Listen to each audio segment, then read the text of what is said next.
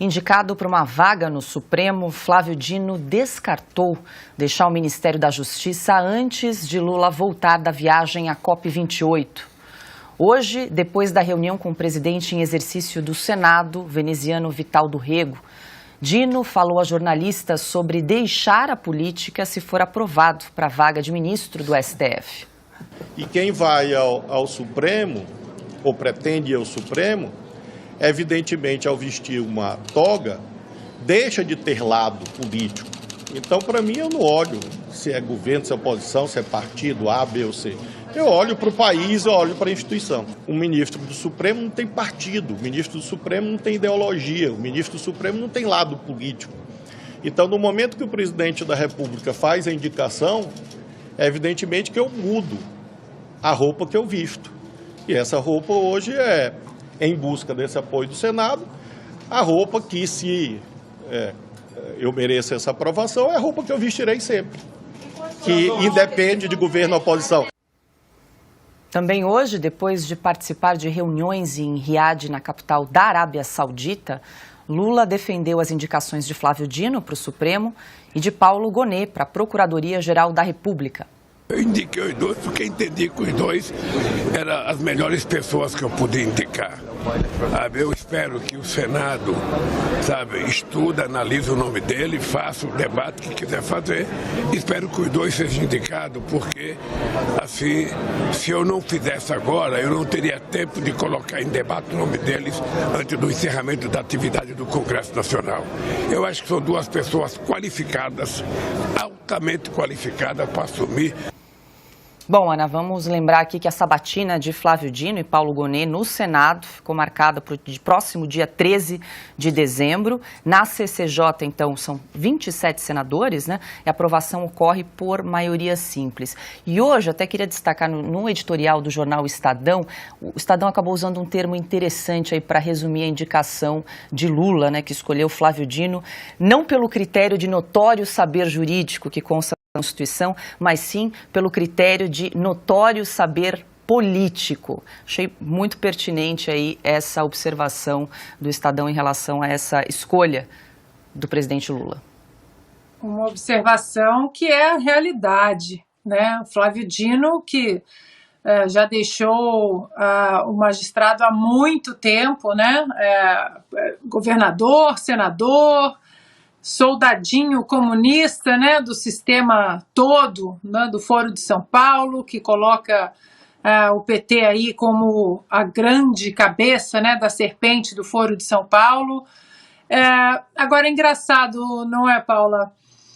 Ali, diante dos microfones e provavelmente diante da sabatina, eu acho que até o dia 13 deste mês, acho que não há outra pauta mais importante no Brasil do que a pressão nos senadores para que Flávio Dino não passe, né, a ser integrante de uma comissão, né, de uma Constituição já desvirtuada, podemos colocar assim, né, de uma composição já não muito republicana, bastante ativista do Supremo Tribunal Federal. Flávio Dino é o que nós já estamos vendo há algum tempo, o ativismo todo, a militância toda, todas as ações e eventos que temos falado, né?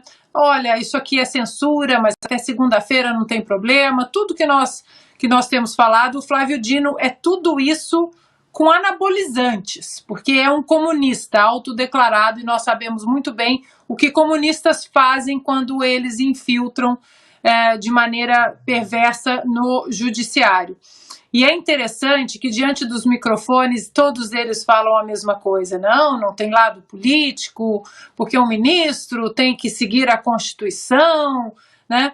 Agora, Paula, essa fala é tão engraçado, né? Porque essa fala sobre imparcialidade, respeito à Constituição, ela é muito comum, né? Antes de qualquer sabatina e de possíveis indicações.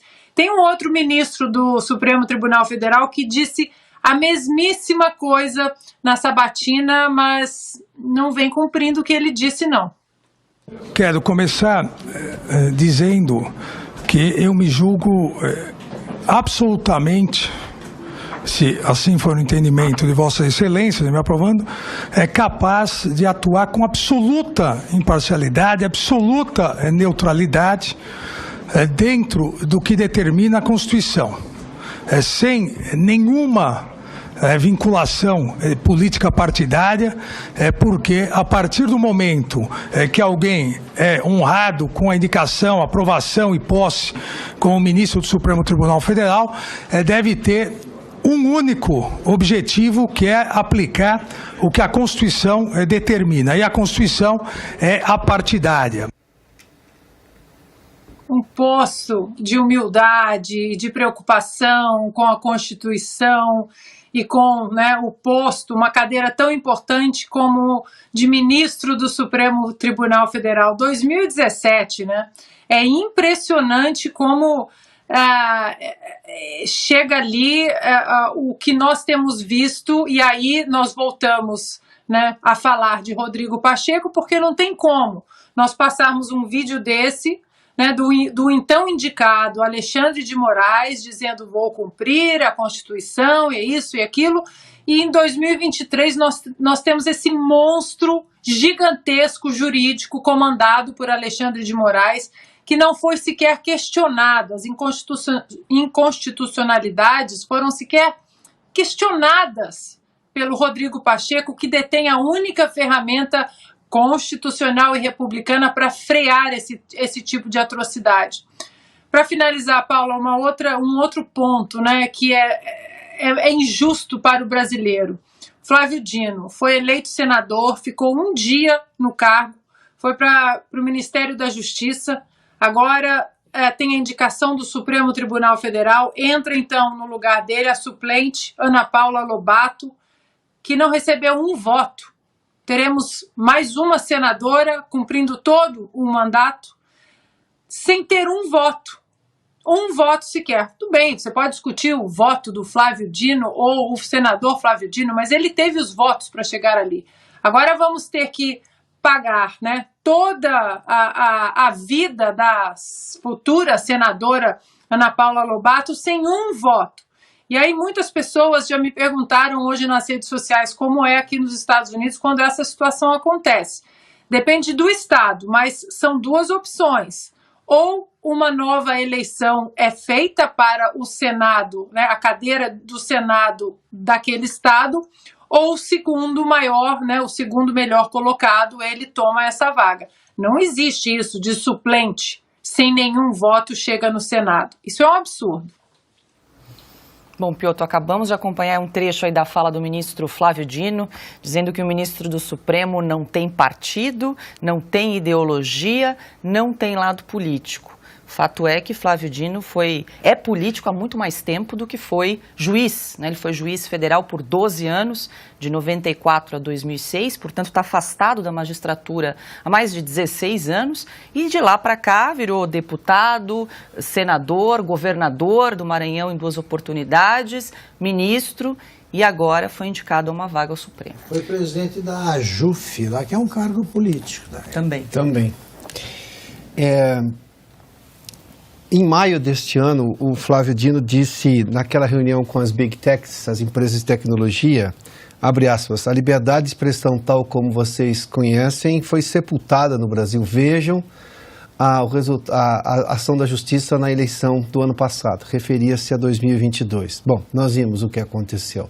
Sim, a liberdade de expressão, tal como nós a conhecíamos, estava pacificada, garantida na Constituição, foi revista pelo Tribunal Superior Eleitoral, com advogados que não têm acesso, por exemplo, aos autos para defender seus clientes, parlamentares que perderam suas redes sociais, jornalistas que foram impedidos, aliás, com contas bloqueadas, contas de comunicação social, de redes sociais e contas bancárias também. Isso se aproxima muito de tortura, convenhamos, que você tira a renda de quem precisa trabalhar, sendo que o devido processo legal não diz que nada disso pode ser feito. Muito pelo contrário, você pode até processar a pessoa, a justiça vai lá, o juiz julga se aquilo é pertinente ou não. Mas voltando à questão do notório saber jurídico do ministro Dino, eu estou me referindo só à figura pública dele, é essa que está sendo evidenciada para justificar a indicação dele. Se ele diz que a liberdade de expressão não existe mais, isso é lá de maio, tá? que teria sido uma falcatrua de se entender a liberdade de expressão dessa maneira e tudo mais, lá no artigo 220 da Constituição brasileira, que é exatamente o que fala sobre a liberdade de expressão, isso vale para uma decisão do Supremo que a gente vai conversar daqui a pouquinho. Está lá, no artigo 220 da Constituição, que tem toda essa explicação muito clara, não há nenhuma menção, por exemplo, à impossibilidade de você não dizer o que você pensa. O artigo 220 diz exatamente o seguinte: a manifestação do pensamento, a criação, a expressão e a informação sob qualquer forma, processo ou veículo, não sofrerão qualquer restrição observado o disposto nesta Constituição. E lá no inciso 1º, diz que as exceções estão lá no artigo 5º da Constituição. As exceções são exatamente o 4º, 5º, 10º, 13º e 14º do artigo 5º da Constituição. Nenhum deles diz que você não pode ter liberdade de expressão. Sabe o que dizem todos esses incisos aqui? Eu fui fazer uma pesquisa muito rápida.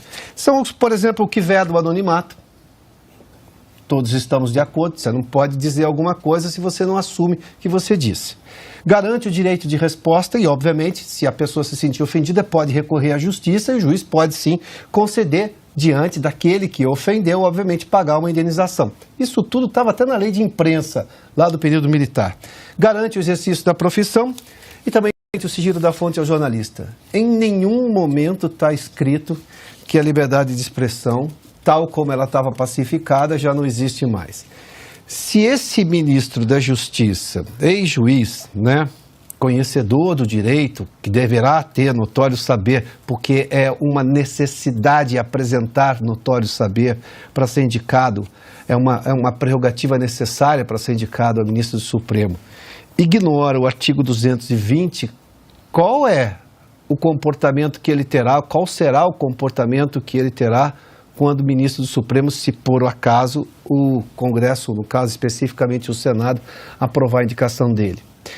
Então vamos lá de novo à questão do notório saber. Ignora a Constituição. Aí você vai dizer, mas não é novidade, o Supremo também está fazendo isso. Sim, estamos falando disso todo dia aqui. Mas a lógica é melhorar, não piorar, né? Não continuar o que está ruim. Tanto que o Supremo está sendo questionado, não só pelo Congresso Nacional, agora mais intensamente pelo Senado da República, como também pela Ordem dos Advogados do Brasil, a gente vai falar um pouco mais sobre isso também ao longo do programa hoje, questionando o direito à ampla defesa, que também é constitucional. Então esse notório saber é absolutamente questionável, e eu não estou fazendo mérito nenhum aqui acerca da formação do ministro da Justiça. Não, só estou dizendo das interpretações que ele dá à Constituição. É o que os senadores têm de fazer. Bom, o senhor entende que não existe liberdade de expressão? Qual o sentido disso? Na busca de votos, Flávio Dino pediu ajuda a Elisiane Gama para tentar se aproximar dos senadores evangélicos, grupo que tem resistência ao nome do ministro devido ao perfil progressista do indicado de Lula. A Frente Parlamentar Evangélica, composta por 16 dos 81 senadores, chegou a criar uma página na internet para monitorar o posicionamento de cada senador em relação à indicação de Flávio Dino. Silvio Navarro, conhecemos bem o histórico de Elisiane Gama, né? Ela que também é do Maranhão e foi aí uma fiel escudeira, porta-voz de Flávio Dino durante toda a CPMI do 8 de janeiro. Comentamos bastante aqui ao longo do programa. Paula, Elisiane Gama foi colocada na cadeira de relatora da CPI do dia 8 de janeiro. Eu vou repisar esse ponto para blindar e proteger o ministro Flávio Dino das investigações de tudo o que aconteceu do lado oculto do dia 8 de janeiro. Hoje nós sabemos por quê. Nesta semana ficou ainda mais claro o porquê. Porque desde sempre Flávio Dino era um candidato ao Supremo Tribunal Federal. Era preciso protegê-lo ao extremo. Aliás, essa CPI teve a presença de 6 integrantes da bancada do Maranhão. Nunca antes tantos integrantes congressistas do Maranhão participaram de uma CPI, não aqui que eu tenho a memória pelo menos. Olha só, a Ana falava sobre a suplente, por exemplo, do Flávio Dino. A senhora Ana Paula Lobato, 39 anos, enfermeira que herdou esta cadeira, ela terá mais 7 anos pela frente como senadora da República. E a única experiência dela na carreira política foi ter sido vice-prefeita de Pinheiro, um pequeno município do estado do Maranhão. Mas por que ela entrou para a política? Porque ela é casada com o presidente da Assembleia Legislativa do Maranhão, Otelino Neto, uma figura central do PCdoB do Maranhão. A Ana Paula Lobato, ela ficou conhecida por 2 momentos no Senado em 11 meses. O primeiro, ela tentou fazer um discurso contra o presidente do Banco Central, Campos Neto, não conseguiu, ninguém entendeu o discurso dela. E o segundo, ela não conseguiu pronunciar o nome de Ernesto Geisel durante a CPI do dia 8 de janeiro. Essa imagem nós já exibimos aqui ao longo do programa. Portanto, é importante que os 2.100.000 maranhenses que confiaram seu voto em Flávio Dino entendam que eles foram traídos. Flávio Dino não foi senador pelo Maranhão por um dia. Ele já era ministro da Justiça. Foi nomeado naquela equipe de transição. É o homem forte, o mais espalhafatoso e midiático ministro deste governo e está sendo premiado pela incompetência a ministro do Supremo Tribunal Federal.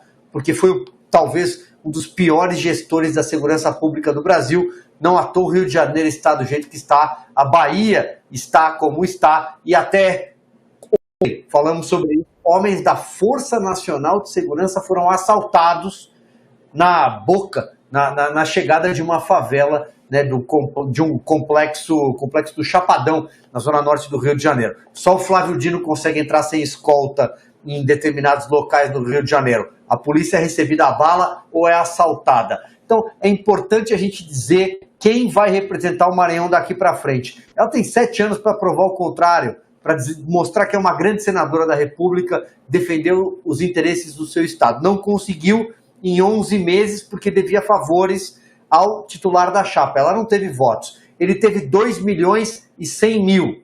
Ele traiu essas pessoas, porque ele não vai representá-las no Senado. E finalizo dizendo que quando a gente diz que Elisiane Gama está tentando fazer qualquer tipo de ponte com bancada evangélica, com os cristãos, olha só, se um senador que representa essa bancada e é uma grande frente, é a maioria do Congresso Nacional, a bancada cristã, evangélicos, católicos, é a maior. Se um senador desse avalizar o nome de um comunista que defende valores contrários à família, à sociedade, eu acho que eles também vão ter que prestar contas com os seus eleitores.